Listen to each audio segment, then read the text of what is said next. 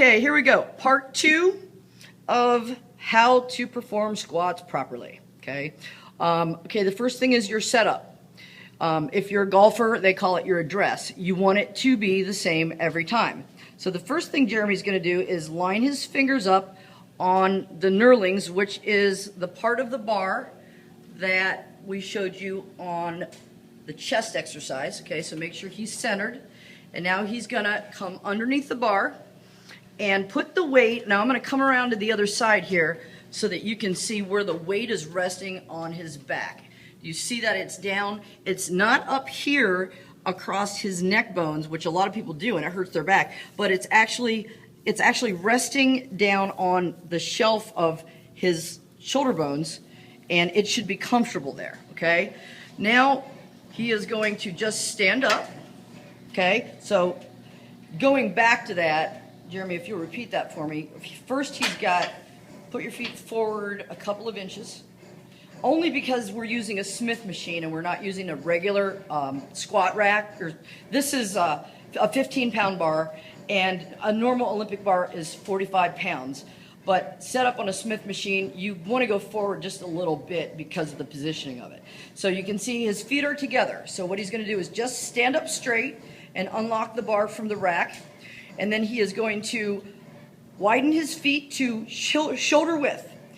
And shoulder width is right for you. Every individual, shoulder width is the right position for you. Taking your toes and pointing them out and in all kinds of funny positions in order to hit specific muscles. My take on that over the years is you may, in fact, hit your vastus medialis more or your vastus lateralis more. These are just muscles in the quads. However, you could damage your knee or your hip joint. Jeremy, if you'll turn your foot to the outside, and you can see that when you take that and you load it up with weight, you may not feel it today, but when you get to be older and a has-been like me, trust me, you feel every one of the bad positions that you were in early. So now moving on to the exercise, okay? The first part of the movement, I'm going to try to get a good angle here, is that Jeremy's hips are going to go back. So, okay, so he's standing straight up, okay? Chest up, shoulders back, abs tight. Your abs have a lot to play in this.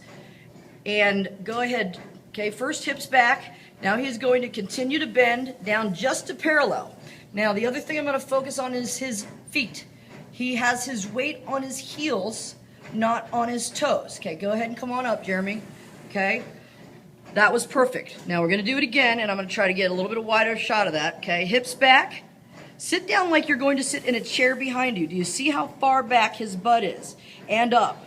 Okay, Jeremy, if you'll do one the incorrect way, which is by putting your feet back a little bit more, and when you go down, your toes, your knees are over your toes. Now, can you all see this angle? This is not a good thing. Pushing off with your toes is going to damage your knees for sure, and even quicker. So basically, that is the easiest way I could explain how to do a squat.